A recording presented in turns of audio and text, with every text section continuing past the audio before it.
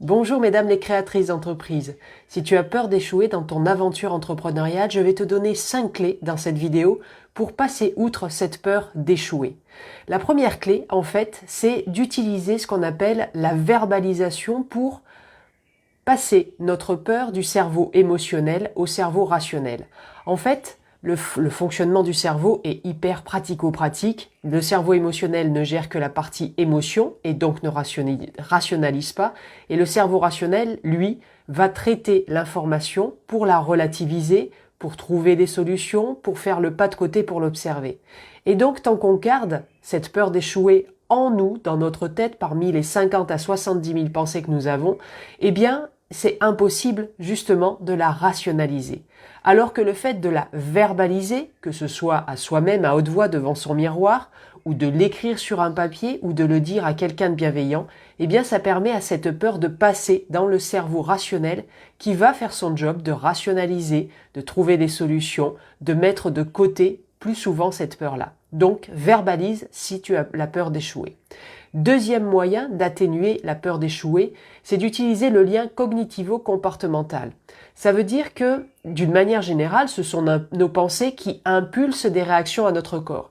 Si par exemple tu vas aller à une réunion d'un réseau d'affaires et que ça te fait peur, eh bien, tes pensées vont peut-être créer le fait que tu vas avoir des palpitations cardiaques, peut-être la boule au ventre, peut-être la gorge serrée. Bref, ce sont tes pensées qui impulsent sur ton corps.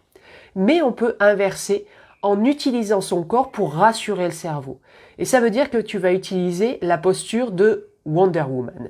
Cette posture, dans les films, je ne sais pas si tu vois, mais Wonder Woman, elle est un peu comme son pote Superman. Elle est capable de faire 3 fois le tour de la Terre, d'arriver en haut d'un building et de prendre cette posture-là. Cette posture, je vais te demander de la prendre. Mets-toi droite, relève les épaules, relève légèrement le menton et fais le sourire ultra bright. Tu l'as ? Maintenant, essaye de penser à quelque chose de triste. Essaye de penser à quelque chose de négatif. Normalement, c'est impossible. En fait, tu as envoyé 3 signaux à ton cerveau que tout va bien.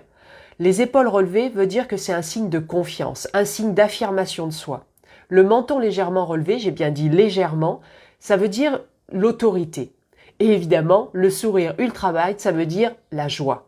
Donc ces 3 signaux inverse et fait en sorte que c'est le corps qui donne au cerveau le fait que tout va bien. Troisième moyen d'atténuer une peur d'échouer, c'est d'utiliser la cohérence cardiaque. C'est quelque chose qui a été popularisé depuis quelques années. La cohérence cardiaque, c'est en fait d'inspirer et d'expirer sans arrêt entre les deux et si possible de faire que ça soit 5 secondes d'inspiration et 5 secondes d'expiration. Si possible, pareil, fais-le 5 minutes le matin, le midi et le soir. Ce qui a été démontré, c'est que quand on fait cette respiration-là, et plus on la fait au fur et à mesure des jours, plus on impulse au cerveau le fait que tout va bien. En fait, ça met en cohérence le rythme cardiaque et les ondes cérébrales. Donc, ça impulse le calme et ça diminue le taux de cortisol qui est l'hormone du stress. Alors, bien évidemment, il faut aussi raison garder. Ce qui a été prouvé, c'est que si tu as un gros stress, l'effet qu'on dit durer 5 heures d'habitude ne va pas durer. Mais si, pendant 5 heures après ta cohérence cardiaque, il n'y a rien de sensationnel, de catastrophique qui arrive, oui, tu vas être apaisé, oui, tu vas être bien, et oui, ta peur d'échouer notamment, mais tes autres peurs vont être tenues à distance. Une autre manière d'apaiser la peur d'échouer, c'est de te poser des questions, une série de questions que je vais te donner. D'abord, te poser la question, qu'est-ce que je veux vraiment ?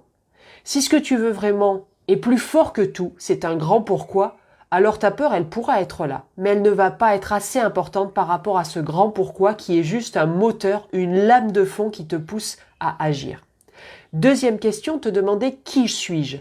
C'est-à-dire se demander si la personne que tu es actuellement est en capacité de se dépasser pour atteindre son objectif entrepreneurial. Si ta réponse est un non ou un je suis pas sûr, demande-toi qui tu as besoin de devenir pour pouvoir devenir cette entrepreneuse qui réussit, qui gagne de l'argent, qui est à l'aise dans la prospection, qui est à l'aise avec ses partenaires. Et après, ça veut dire que c'est à toi de dresser le plan d'action pour acquérir et développer ces je suis, ces compétences, ces savoir-faire, ces qualités dont tu as découvert par toi-même que tu as besoin. Troisième question, quand tu as peur d'échouer, c'est te demander, compte tenu de mon projet, de ce que je veux, de qui je suis, est-ce que c'est juste d'éviter cette situation? Est-ce que c'est juste d'éviter ce coup de fil à une personne qui est intéressée par ton service et qui n'attend peut-être que ton appel pour te dire oui? Est-ce que c'est juste d'éviter d'assister à une conférence où tu vas pouvoir te présenter, où tu vas pouvoir donner tes cartes de visite, tes flyers ou que sais-je? Quatrième question, y a-t-il un inconvénient à ce que tu réussisses? Un inconvénient pour toi? Là, en fait, l'objectif, c'est de voir l'écologie de ton objectif. S'il y a un inconvénient pour toi, et deuxième question, s'il y a un inconvénient pour ton entourage, alors tu vas t'auto-saboter, alors tu ne vas pas agir, alors tu vas procrastiner pendant des jours et des semaines. Donc, si ça n'est pas écologique, si le prix à payer est trop important, tu ne vas pas réussir. Pose-toi la question. Et si tu trouves qu'effectivement, il y a un risque qui est important, est-ce qu'il y a un moyen de diminuer ce risque? Enfin, la dernière question, c'est qu'est-ce que ça va m'apporter de passer outre ma peur d'échouer? Qu'est-ce que ça va m'apporter de risquer de réussir? Pose-toi toutes ces questions, pose-toi-les pendant un temps où tu seras disponible, où tu seras non interrompu et vois ce qui se passe. En fait, la peur d'échouer, elle est nécessaire, elle est utile, elle est naturelle. En tant qu'être humain, on apprend toujours en échouant. En tout cas, j'aime pas ce terme d'échouer. On apprend toujours en obtenant des résultats qui ne nous conviennent pas. Donc, quand tu obtiens un résultat que tu n'as pas voulu, que tu ne désires pas, qu'est-ce qui a fait que ça a mené à ce résultat-là? Qu'est-ce qui a fait que ça a échoué si toi tu emploies ce terme d'échouer? Et vois là où tu peux réajuster. Là, vois la compétence que tu dois développer. Regarde l'état d'esprit que tu dois acquérir. Regarde les qualités, les savoir-être, les savoir-faire sur lesquels tu dois te former ou te faire accompagner. En fait, la peur d'échouer, elle a de multiples messages. Alors, la dernière chose à faire par rapport à cette peur, c'est de l'écouter. J'ai peur d'échouer? Qu'est-ce que me dit cette peur? Est-ce que j'ai un développement de confiance en moi à faire? Est-ce que j'ai de l'estime de soi à développer? Est-ce que j'ai telle compétence à aller chercher? Est-ce que j'ai telle expertise peut-être à oser payer parce que moi, ça me prendrait des années pour l'avoir, donc il vaut mieux que je la paye pour l'avoir et continuer sur mon projet? Bref, écoute tous les messages de ta peur. C'est finalement le meilleur moyen pour dépasser cette peur et vraiment l'utiliser.